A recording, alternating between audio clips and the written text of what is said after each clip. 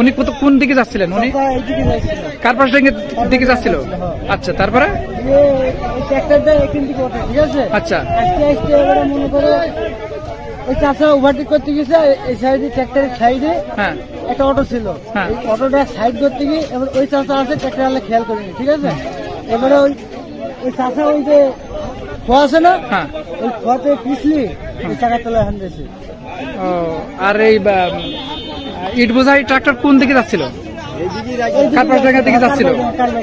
আচ্ছা, যিনি মারা গেছেন উনি নাম কি ওনার? শামসুল মাওলানা, মানে কুনিয়া চাঁদপুরের সুপার সাহেব। ওনার বাড়ি পীরপুর কুল্লায়।